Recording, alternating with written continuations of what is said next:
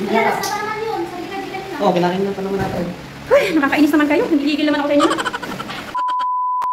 Hello mga pinatibay! Ito na nga ang critter na fondant cake na yung may expectation versus reality. Nakakatuwa lang dito guys, in-invite kami ng kaibigan ko. Kasi yung kaibigan ko nga dito guys, si Langga na din Gakot, yung anak niya is magbe-birthday at meron siyang gender reveal. At ito yung second time na umattend ako sa birthday party na may nag-invite sa akin ga. Kasi first time na nag-attend ko sa tagal-tagal ko nabibake sa mga kaibigan ko, nakapag-attend lang ako is kay Joan Mariano, tapos, kay Gwen pa pala, tapos ito yung pangatlo, kay Nadine Gakot. So sobrang busy namin ga, hindi kami nakaka-attend talaga. Pero nga syempre, ayoko naman magtampo yung mga kaibigan ko talaga ng bonggang-bongga, kaya sabi ko, sige mag-attend talaga tayo dito. Tsaka mukhang mayaman talaga to guys.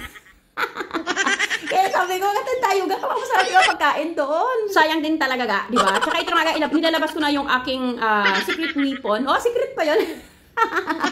Kita-kita niyo ba secret weapon natin dito guys sa pagkaano, di ba? Pag-assemble ng cake at saka pag gaganash ng cake itong ating frost form. Gusto niyo ba mag-ano tayo dito ga? Gawa tayo ng order na kayo sa atin kasi nga ano na to, ongoing na yung paggawaan namin ng ganito ga. Order na kayo ng mga ganito natin. Pero matagal-tagal pa nga yung labas nito kasi nga inaayos pa rin namin. Syempre, mahirap naman maglabas agad natin yung mga product na gagawin natin, di ba? Napakadaling gamitin lang ga. Kasi nga kapag bibili pa tayo sa ibang bansa, sobrang mahal talaga ga. Kaya nga sabi ko sa inyo, yung 3 peraso nito inabot ng 26,000 plus kasama na yung mga ano nga tawag dito? Kasama na yung shipping, custom fee, mga ganun, di ba? Hindi ko alam kung anong tawag. Custom tax ata. Oo, kasi nga bimili natin sa ibang bansa.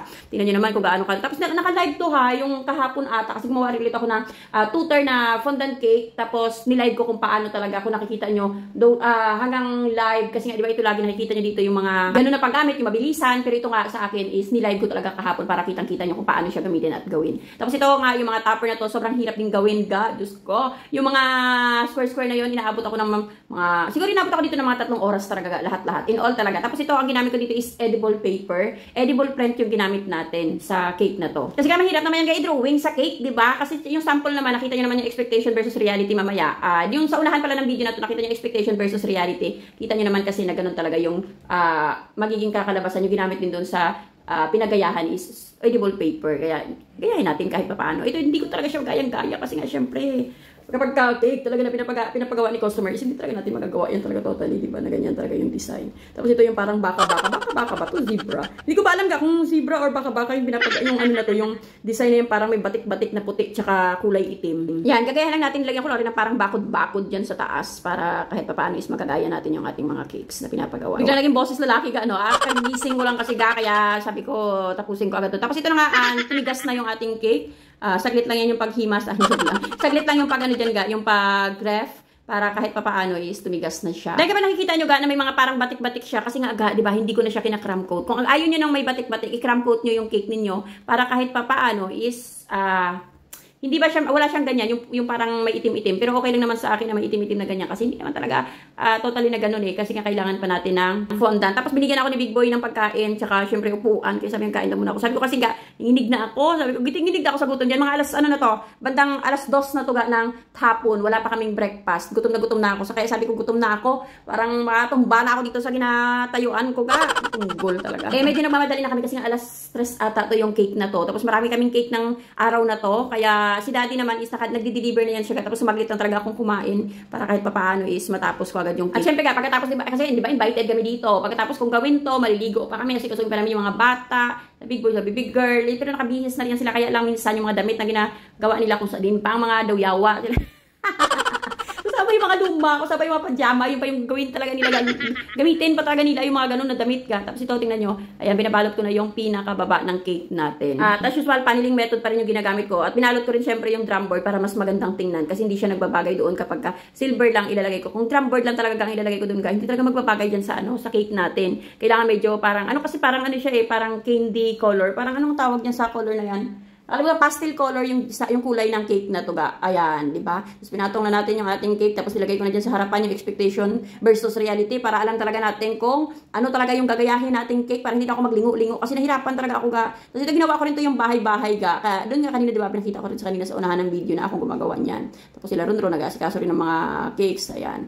Tayong-tayo yan siya kasi may board yan siya sa likod para kahit papaano. Tapos nilagyan ko ng chocolate ga. para dumikit din syempre yung mga dapat dumikit doon. Tapos yung manok-manok na yan, si Ronron yan. Tapos yung sisiw naman ng manok, manok ba yan? Tapos yung sisiw ba yan? Tapos si Puping na yan yung gumawa ng sisiw. Tapos ito hindi nila kayang gawin yung mga topper na ganito, yan, yung tupa, ganyan lang yan. Tapos binilog ko lang yan yung tupa, binilog-bilog na maliliit, tapos binalot ko ng kulay puti para kahit papaano, yes, ma-achieve natin yung parang clouds yung kanyang, yung kanyang katawan. Tapos pinasok ko lang rin yung mga muka-muka na yan. Gustuhan naman ni customer na kaibigan ko yung cake natin. Nag-thank you sa akin siya yung during ng party talaga, yung paalis na kami. Ayan, thank you so much talaga sa kaibigan ko, rich kid ha, langga na din. Ayan, bili na kayo sa mga pala, kapag gusto niyo ng mga gamot, syempre, maaasahan talaga yung TGP. Generic pharmacy yan. Owner yan siya ng generic pharmacy. Kaya pwede kayong bumili sa mga murang-mura yung mga gamot dyan sa kanilang store. At ayan na nga, pati yung basket na yan, ilang beses ko yung pinagawa sa kanila. Hindi man nila magawa-gawa yung basket na yan. Kaya sabi ko ako na magawa ang basket ng mga itlog ata yan yung laman or mangga. Hindi ko alam kasi kaya sabi ko siguro may manok kaya itlog na lang siguro ilagay natin. Yeah, may brown kasi yung itlog na to may takip sana to na na edible paper din. Kaya nga lang kinuha pala nila yung edible paper at kinain. Kaya yung sa unahan na video, nagagalit ako. Sabi ko, asan yung edible paper? Kasi kailangan ko na. Sabi nila, hala, kinain na pala nila ganito. Kinain ng gano'n. Ay, hindi ko na alam kung saan na. Sabi ko sa lagay, gagamitin ko pa yun. At ito ang pinakamahirap ko. Yung maglagay ng paa ng mga tupa. Yan, isa-isa. Diyan talaga ako nahirapan. Kahit pa, tingnan mo, nalaglag pa. Kung saan yung patapos na, doon ka pa talaga iawat-awat. Yung naghahabol-habol ka na ng time. Doon ka talaga mahirapan magkabit ng mga topper na ng maliliit na topper. Tapos wala tong clouds yung expectation. Kaya lang sabi ko, lagyan ko na lang ng clouds kasi parang mas maganda. Kasi may nasundot ako doong isang maliit. At ayaw kong iiwan yun. Ayaw kong i-leave yun na parang may nabutas. Kaya sabi ko, lagyan ko na lang rin ng lagyan ko na lang rin ng clouds. Total, parang sky din naman yung kulay blue na yun. Tapos ito na nga, dineliver na namin. At ito na nga shoutout pala kay madam. Tinulungan niya kami pag-akyat dun sa taas. Kasi kailangan, di ba talaga, kapag bisita ka dyan sa U-Hotel, may tinatap silang card para makaakyat ka kung saan kang floor. Kasi kapag hindi ata aakyat yung elevator. Hindi ako sure pero ganun nga yung nangyayari. Tapos ito nga, Casey Corner ba to? Ang galing talaga, sobrang galing talaga magawa nito lalo na sa mga kids. Isa sa mga stylist dito sa Palawan na sobrang gagaling. At syempre, isa sa rin sa pinakamagaling na aking pinaka-love na kaibigan, si Papa Polo. Sobrang love ko ginagawa si Papa Polo. Sila lang Joanne, yan, lahat na organizer, syempre, super love yan natin. Tapos ito na nga, taranta pa kami kasi pagkatapos gumawa ng cake, nagbalot pa kami ng regalo. Ito, regalo ni Hayo, regalo ni Baby Girl, regalo ni Big Boy, regalo namin ni Daddy. Yan, kay apat, sabi ko apat tayo, kailangan may mga regalo tayong bit-bit, oh.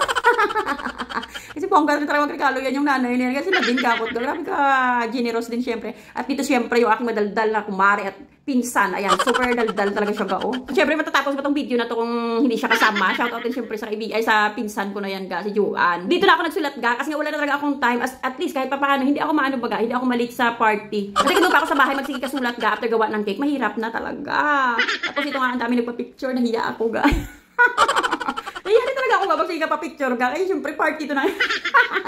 Party to lang iba ga, di ba? Nahiya ako ga. Pero syempre, mga kamag-anak rin naman to at kaibigan nilang na din yung mga yung mga umattend dito. Kaya nga lang at nahiya rin syempre ako, di ba? Kaya hindi ako kahit pa paano. Ay nag-dress ako ga. Kumasya na sa akin yung dress ko. Kaya nga lang mahirap talaga umihi. Hirap na hirap ako doon tinitiis ko yung ihi ko talaga ga sa may habang nag-start yung party. Sabi ko hindi ako mag-ihi kay sakit kumano. Yung pala ga medyo pala maluwang dito ga yung taas. Kaya ang ginawa ko tinaas ko na lang ga yung yung kabilang paa. Ay baka ihi rin pala ako ga. Labas din pala. Labas din pala yung aking tinapay doon ga sa may kaya sabi ko nakaihi naman ako ng maganda. Dito nga sinet up na namin yung aming cake. Oh, di ba bongga? Bagay na bagay dito sa kanilang sa kanilang party. Nakita niyo na kanina yung expectation versus reality, no? At habang hindi pa nag-start yung party, ang ginagawa ko, nag-start na pala ito yung party ga. Tapos ang ginagawa ko si Daddy kasi lagay ng pagkain dito sa harapan ko ga. Inuubos ko rin. Tapos medyo masikip tong damit ko na to sa akin ga ha. Ang nangyari, sobrang sikip na talaga. Hirap na akong kumuha. Hindi pa nag-start yung kainan. Sa sweet buffet pa lang. Diyos ko ga, busog na ako. Para magputok na yung mga damit ko. Tapos ito namang pinsan ko ga. Diyos ko po, may dalang mga plastic. Oh, ita mo yan? Kasi nga sayang naman daw ga kapag itatapon nila yung mga hindi nila naubos. Diba? Kesa naman itapon. Kasi hindi naman yan kakainin ga ng iba ga eh. Kasi nga diba nakain mo na. Tapos sasayangin mo lang. Mas mabuti talagang dadalhin na lang. At kaming dalawa habang nagpa-party ay habang nag-break palaga, nag-iisip kami kung paano namin dalhin yung mga scarf na to. Ay, yung mga ba ito? Ano ba tawag dyan? Tapos sabi ko, ilagay natin yung kutsara, ilagay namin yung kutsilyo. Ayan, para hindi halata, mauwi-uwi namin. May uwi namin sa bahay. Grabe, congratulations sa aking kaibigan ng na din. And win sa another baby girl naman. Wish ko, para sa injury, and syempre, God bless you. More blessings to come. Maraming salamat. salamat siyempre sa pag-imba.